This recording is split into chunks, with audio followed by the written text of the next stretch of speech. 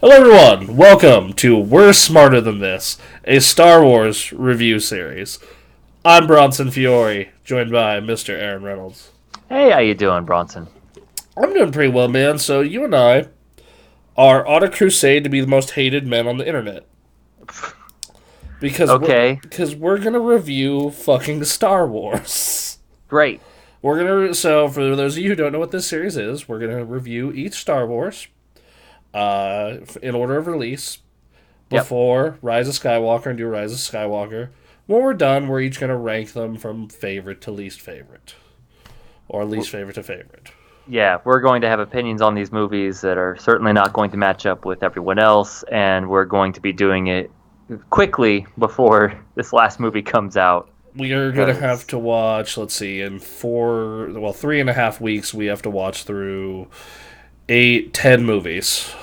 okay, It's actually not that bad.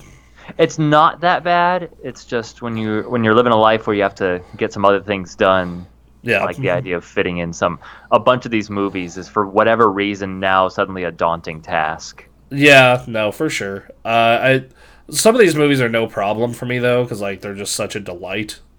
Like, Sure. these first two. We're going to do the first one here in a sec. But, man, some of those later movies. I can speak to at least episode 4 here. I will. It has never.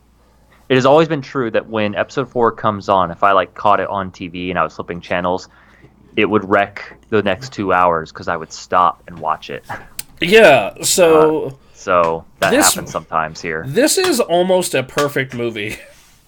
Oh, we're jumping right into 4. Yeah. Yeah, let's. So we're for those of you, we're doing this in release order. So it'll be 4, 5, 6, 1, 2, 3, Force Awakens, Rogue One, Last Jedi, New Hope. Last Jedi, Solo, Rise of Skywalker. Did Rogue One come after Last Jedi, Uh, or is it n- before? I forget. no, Rogue One was after Force Awakens. Okay. Solo was after Last Jedi. Are we gonna watch Solo too? Yeah, Yeah. I mean, it's on. Yeah. So and okay. these are both on streaming services. Like Yep. you can get all these movies between the honestly one of probably the two most popular streaming services. Yeah. So. And I own most of them. I owned most of them on Blu-ray before that happened. So you know, So yeah. So New Hope, man, it's such a like weird. Like it's a weird movie. Like that's one thing I was like sitting there when I was watching it, and I was like, because I've never turned on like my critic brain for these movies in sure. most cases. So like I tend to turn on my critic brain for A New Hope, and like man, this is a weird movie. In Like what way specifically? well, like the fact that we don't like run into our main protagonist for the first 20 minutes of the movie, Yeah, and like a large chunk of the first movie is just like the two robots kind of bumbling around the desert. yeah. The start is quite something. It's impactful and also just crazy, and you just have to just kind of hang on and try to really follow along. Right, like it's this. It's just crazy stuff is happening. Just you're in outer space. A chase is happening, and the one thing that was pointed out to me was the text crawl, the famous text crawl of Star Wars. Yeah, Even the like every little detail of this movie has just so much care put into it. So I want. So which version did you watch? Did you watch the special editions? Did you pirate an original cut? Or no, no. I watched the editions on Disney Plus just because that's the most readily accessible. Yeah, like I watched the. I have the original cut burned into my mind, of course, because we did have the VHS tape. Yeah, But I also watched the Disney Plus version because it was like, well, I don't even have to pull out my DVD for this. right. But yeah, like even the version that Lucas messed with, other than the added Jabba the Hutt slash Solo scene, is Yeah. just so perfect. Like it's just so paced well. Like there's not a boring second in this movie. Yeah, no, like it's very funny how you will just be moving through this movie, and every single time I get to when they have plans to blow up the Death Star, I'm like, wait, it's the end? Yeah, How did we get here? right. Like it's just this, and it has this good sense of humor and it sets up action really well. Like it's just paced really well. Like you have the chase scene and the fight, and your first introduction to Darth Vader, and him just choking that dude out. Yep. And then you get down on the planet and you follow the two droids for a little bit, and it's really weird, and like you don't understand one of them, and like you get exposed to our protagonist, and like in Luke's case in particular, it's very hero's journey. Like he has the mentor and the call to action and all that stuff. But Yep. Yep. I took little bits of notes during the movie, and that's really basically all I have here is just like by time. So I just wanted to say, going back to that opening crawl thing, the idea of starting a movie where it's just the quiet, like faded blue, long ago in a galaxy far away, and then cuts to black, and then just gives you that orchestral hit. that quality as fuck soundtrack. Yeah. Yeah, no, Oh, it hits hard. yeah, watching these first two movies, just the entire time I'm just like, man, John Williams is on fire. Yeah, like that. Yeah, and the thing is in a lot of movies, a text wall would be an instant turn off. But Sure. because of the slight tweak from having a standard flat text wall Yep. that scrolls to like a weird vertical thing with that score instantly makes it more engaging. Right. It's Um, very interesting. it's very like someone had consciously made that decision. Yep. Like someone very intelligent that thought like, how can we make this text crawl interesting? Okay, how about we flip perspective and throw on music? It's something I think we would make fun of if a movie did it now, just because it's so strange. Yeah, I think that a lot of this movie, a lot of this movie, if you just take away, like, if you pretend you didn't know what Star Wars was and you watched this, it is still a weird movie. Yeah. Like, especially like if you were in that like 1977 audience that first saw it for the first time. Hmm. I still love the introduction to Han Solo. The intro is really good. It summarizes Han Solo pretty damn well. Yeah, like they like it kills, absolutely kills. Yeah, like nah, man, they just could not. Did you see the altered shooting scene? Yes, I did. Where they both shot at the same time. Yep. Yeah, I saw that. I was largely indifferent to it and still agitated. Like, Well, because it's like then it sort of goes back to the original but not cut, enough. but like, then like why even have this change? Yeah, like it makes no sense to have it in like Why the not ol- just show the original cut version? right, exactly. Why not? And same thing with the job. The one thing about pacing in this that I will bitch about is the Jabba the Hutt scene being just pointless and adding nothing. It at least gives a face to who Jabba the Hutt is, which I appreciate. But I don't know. I don't like it because like the original version gave you the chance to like wonder like, oh, what's this space gangster? that's true. Like it wouldn't have made a big deal either way. Yeah, I don't know. It just kind of interrupts the flow a little bit. It's not awful, but it's not. It's not gonna ruin an otherwise really good flick. Right. Movie's really funny in a lot of different ways. Yep. I particularly love the scene on the Death Star with Han Solo, where it's just like, we're fine, everything's fine. How are you? How are you? Yep. That's one thing about Star Wars that they did really well was it was action fantasy, but included enough humor to make it fun, I regardless of the situation. also, anyone who complains about, oh, the prequels and the new movies have cheesy dialogue, Dude, dude, no. It always had cheesy dialogue. that's part of the fun of Star Wars. That's, yeah, no. Especially when we get to the next movie, it's laid on even thicker. Oh man, some stuff that happens in there. I just, yeah, Lordy. But yeah, it's this thing where if I do one thing I will say is, and I know that this was a limitation of the time, and I know it's a limitation of they didn't know where this was going to go. Like, I wish that the one lightsaber fight was a little more oomph. yeah. Though watching it now, they held on it like I more than I remembered. Like Mm, it's not impactful lightsaber fighting, especially since it's between two old men. right. Uh, but they held on that fight and let the fight just happen Yeah. for a little bit there, which I didn't remember, and I thought that was cool. And But you're right, it's not super crazy or anything. well, yeah, and obviously, we're sitting here in, 2019 2019.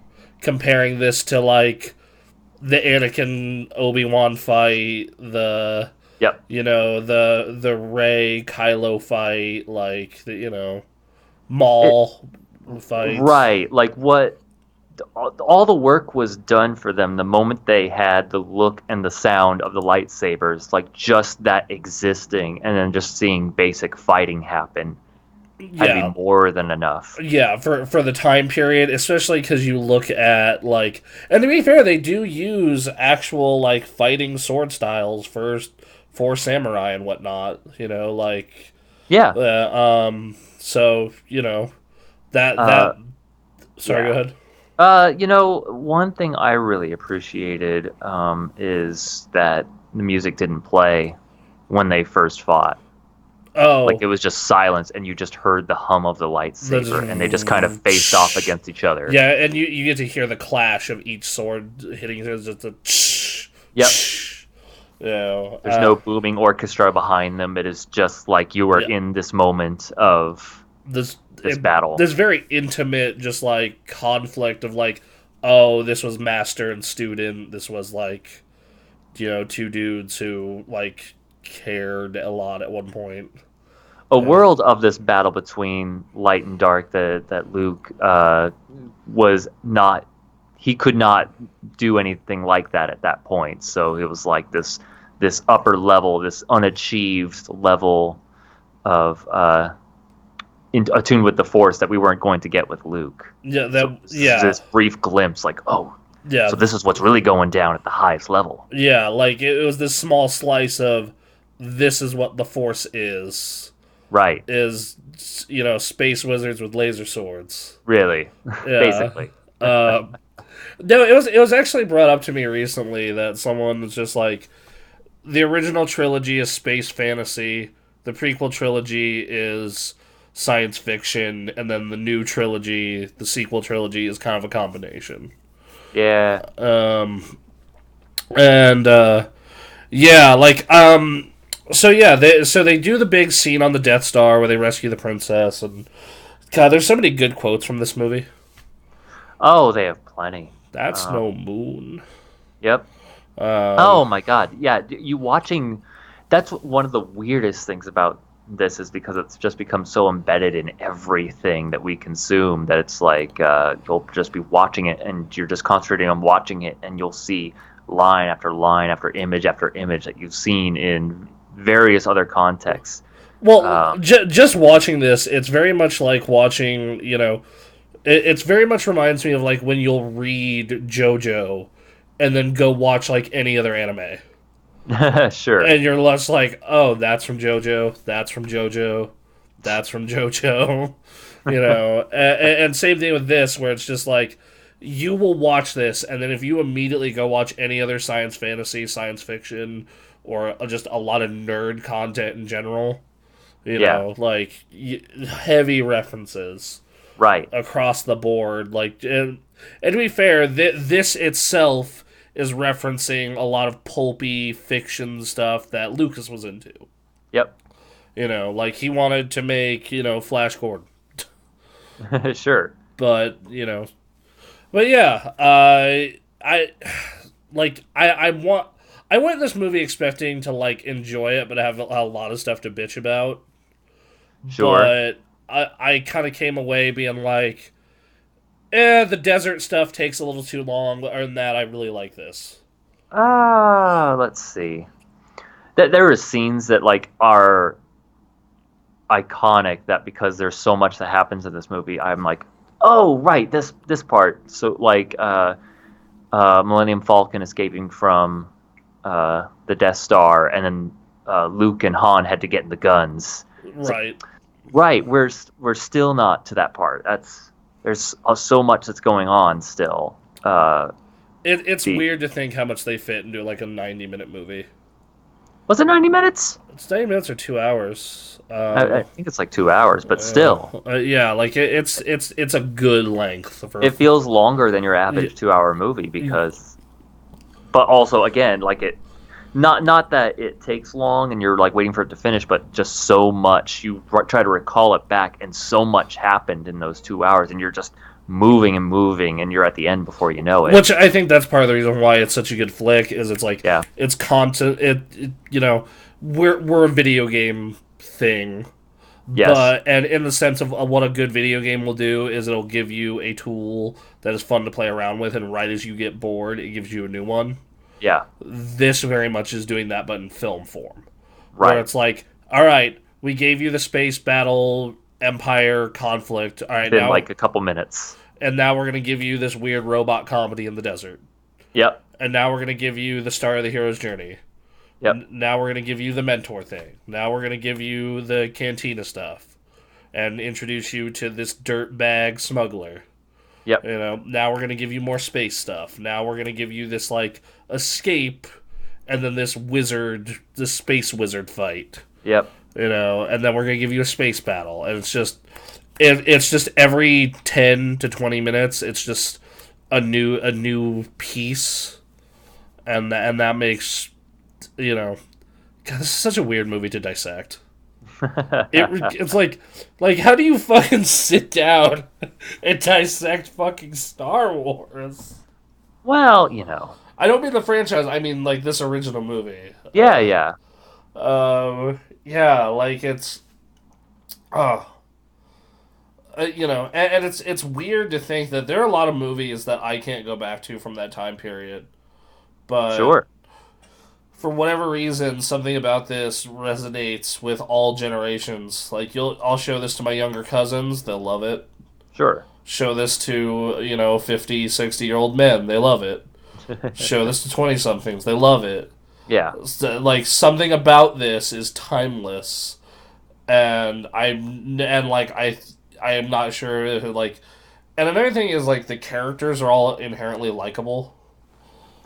Oh yeah. Yeah. Everyone is a different favorite character, but like everyone has a different favorite character, but almost every character is someone's favorite. Sure. Someone's favorite is Princess Leia. Someone's favorite was Luke. Someone's Han, Chewie, etc. Yeah. Speaking of characters, I forgot how much of a dick C-3PO was in this movie until watching it back again. I forgot how fucking whiny he was in Empire, which we'll get to that. We'll get to that, yeah. Yeah. But again, there's some like wild character swings as well, at least between these two movies. So it'll be interesting to see how things go going forward. And again, we'll get to that in Empire. But there's just there's all the characters that are likable in various ways and interesting. So much happens. The practical effects. Practical effects are good. CG, the remastered CG stuff, like, I gotta say, I'm thinking now that this is under Disney's ownership, I would love for them to find a way and go back and do it with today's technology. I would love for them just to do what everyone's been asking for since the 90s. Mm-hmm. and just put out the original cut. Well, that too. Do you know how much they could like? They could probably put out their original three movies for like $400, and people would go buy it. Yep. You know, like no questions asked. Yeah. Um, yeah, it's definitely interesting to think about. Um, But it doesn't necessarily mess with the scene. I will say, there are references in this movie to things that are expanded on in prequel movies, and hearing them mentioned in this movie that was recorded in 1977 is crazy. well, yeah, like Kenobi brings up, oh, your father and I fought in the Clone Wars. That's specifically what I was thinking of, and I was like, yeah. "Oh, what? Oh Just my God!" This one piece of dialogue turned into a really good cartoon and a really shitty movie. That okay? Well, yeah. We'll find out in a Yeah, future well, episode dude. if it is. Yeah, you know what? True. I have not watched that movie in a long time. I could come up and I could end up liking it. So far, we can continue dissecting, but I think it's safe to say that Star Wars: New Hope is our current number one on our list. Yeah, yeah, obviously, like on individual and combined for sure, because it's the only one there is. But like, it's Yep. so weird for a franchise to start out with just an absolute banger like this. Yeah, Um, it I, earned it. you know what's funny? Also, I have a really weird connection to Star Wars as it's. So you know how they they did the special editions in the '90s, Yes. and they released those in theaters. That is the first movie I remember watching in a movie theater. Really? Is A New Hope. Is A New Hope, and then like a couple days later, my mom got me like a land speeder toy. Nice. Yeah, like I was like 5, 6. It's a good So, age. Yeah. I remember watching A New Hope on VHS over and over while using little building blocks or something to make X-wing fighters, and just watch that scene over and over again because God, it's so good. It is. Oh, dude. Yeah, you actually just read my mind because I wanted to bring that up Yeah. while we were discussing the film. Is that amazing end space fight that is so damn good to this day. It's a good long scene that has its waves, and Goes, you see a lot happen in it. it goes up and down, and then Vader enters the battle, and it's like Luke is the last one left, and like, oh, like use the Force. Yes, It's the just- whole more expanding how the Force works. Oh, God. Which just he blows up the Death Star, and they have that end scene with the metal, and just Han coming in. yeah, just where Can't imagine what theaters were like then when that happened. dude, like that had to be just mind blowing. Yeah, I would love to go track down reviews from when this movie first posted. that would be interesting. What just because like what was other stuff around this time, like The Godfather and like Oh God, I couldn't. what was what was Mark Hamill in before this, like Corvette Summer. I just know George Lucas did American Graffiti with Harrison Ford. right. I don't know when that released, but that was around before that. Man, Harrison, it's so interesting to me that none of the actors that were in this blew up in live action after this besides Harrison Ford. Right, Alec Guinness had already made it. And I mean, yeah, like Alec Guinness fucking hated Star Wars. he did. Yes. That man he thought it was fucking garbage. And yet he's in all three movies. Which if you take it to when you take it down to what like its face value of wizards with laser swords, then I could totally understand that. The only part of the reason that I'm really enjoying doing this show is because I feel like this is going to be a lot of positive discourse about this franchise, which, dear Lord, it needs it. I'm tired. Sure. I'm tired of whiny ass people complaining about insignificant shit in Star Wars. It will be so that's why I think going through the prequels at now will Mhm. help, and then it will be interesting with with this new perspective that we will gain over the course of this series, tackling the new movies. Yeah, I'm also one of the people who actually really enjoys Revenge of the Sith, or from my memory, Yeah. and so. Well, I mean, I think people, when it was first, when it was just the six movies, Hmm. it was generally people put episode three, number four on their list, Yeah, with the original trilogy at the top three. That was the standard. yeah, and then a lot of people like crap on Phantom Menace. I don't think it's as bad as people say. I'm Uh, very curious about that one because that was a big Star Wars for me.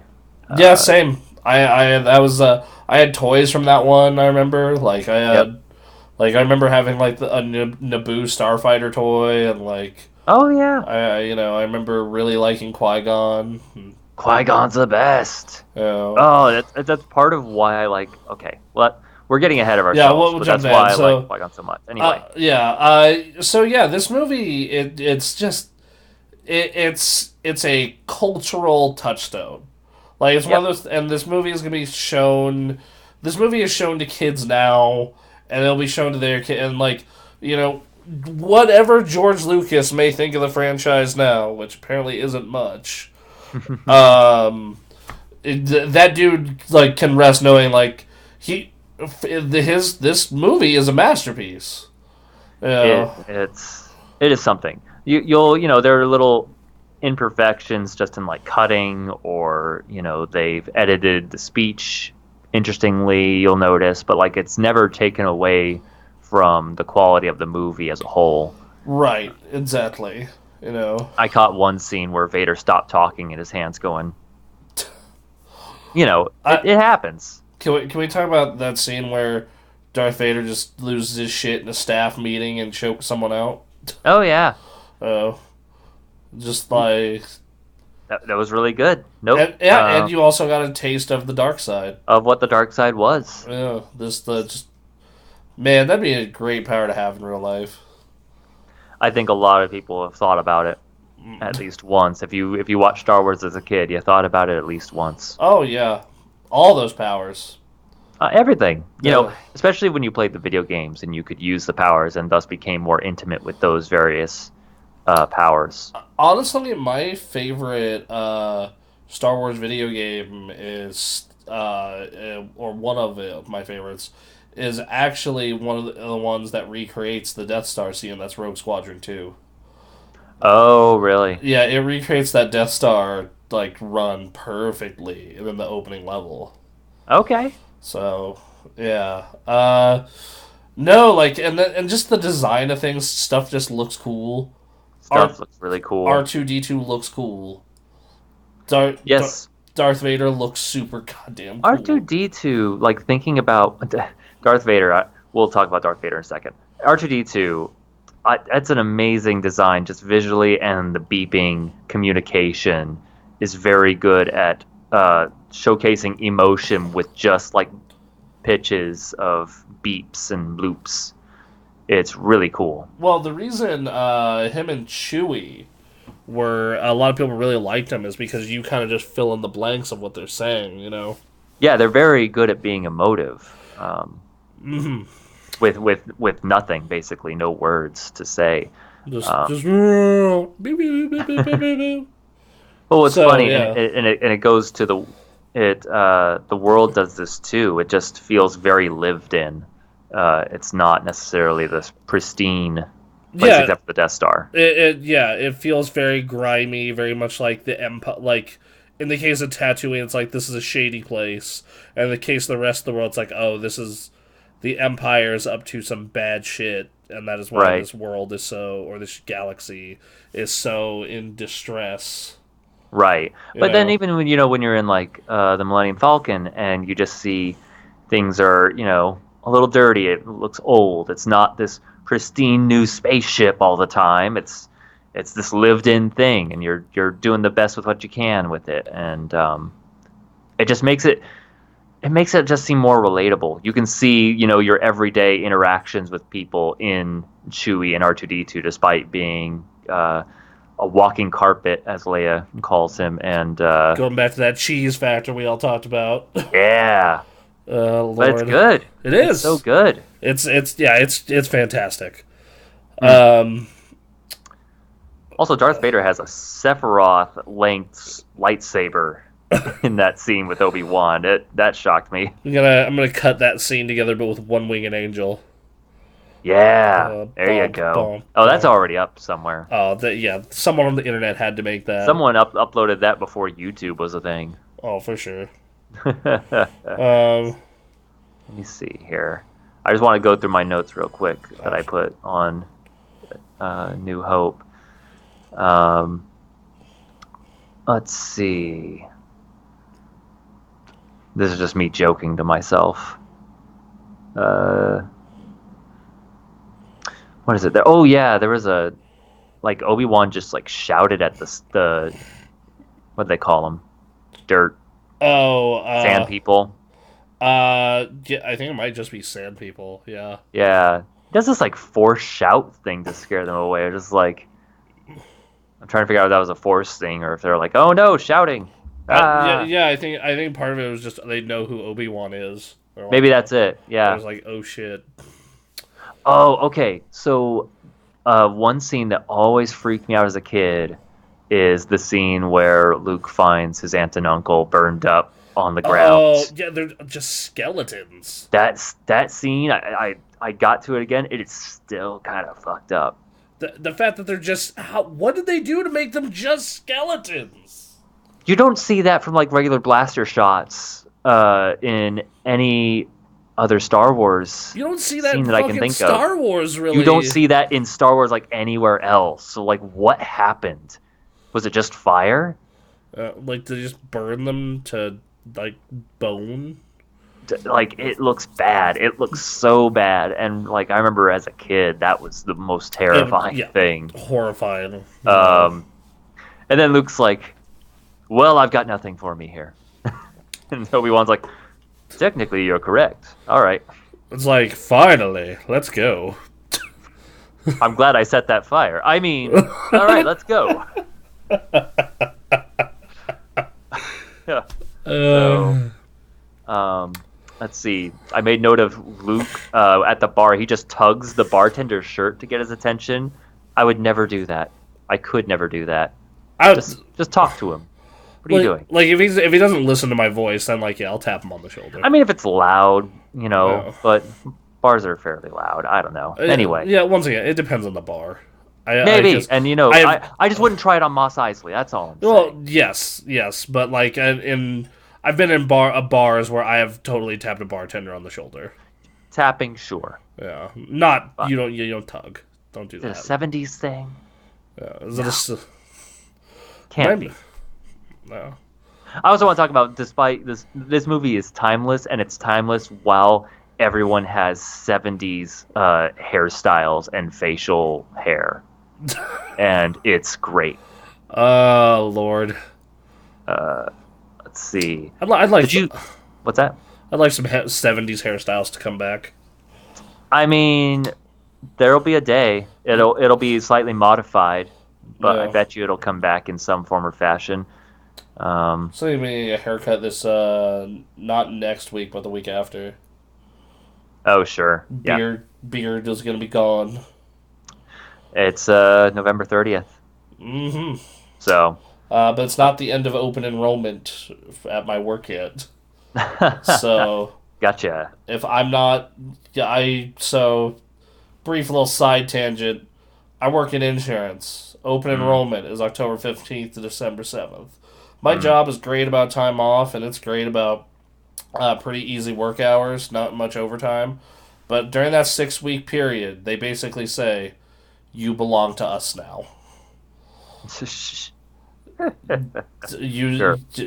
tell your loved ones, like to let them know you're going to be here at least 10 hours a day, 5 to 6 days a week. So I could do that. during that time period, I do not shave or get a haircut. Yeah. Just gonna bring it back here. The couple last last notes that I have are there's that scene where uh, they run into some stormtroopers and Han just with one gun, just him and one gun, start shooting at like these 8 or 9 stormtroopers. One goes down, all the rest turn and run, and he's like, "I'll stop him," and he goes, "Ah!" which I was weird. I don't know why they would do that, and then they open up into the room where there's like 50 stormtroopers hanging out. And then And they couple chase after him, but yes, and so it's like I don't know. I thought that scene was a little weird, but maybe they was just planned that way. It's like if you run into them, lead them back to where there's a bunch of us. yeah, maybe. I don't know. Obi-Wan's sacrifice. It's just something I've always felt a little weird about. It just did he think that maybe this was the long game? I think that I think it. I definitely thought Lucas knew he had another movie if this did well enough, and after this movie became the hit that it was, like this Yeah. cultural like. After this thing became the hit that was, Lucas is like, great, I can make it my trilogy. Yeah. And if we're going off that logic, then like Obi-Wan knew that like, okay, I need to die so Luke can be the actual chosen one. Do you think it was like if you're in character as Obi-Wan, do you think you're like I need to inspire Luke while also showcasing an aspect of the Force? Yeah, I think that would definitely. I think that's it, basically. Because he immediately he died, but like completely went just like dissipated from Yeah. the lightsaber strike, and then like a few seconds later starts talking to Luke. Yeah. So maybe that's it. Planting that kernel of the Force is very real beyond the surface level you've scratched. Yeah, and it sets up like it sets up that it's all around you, which Yoda will explain in the next film, and and all this other stuff. Yeah. So So yeah, New Hope, excellent. that movie is great. It is currently our best and our worst Star Wars movie right now. Such a piece of garbage. Oh my god. Oh, wow. Couldn't stop gushing about it for 35 minutes. All right, Ah, we'll be back tomorrow, everyone, with Empire. yes.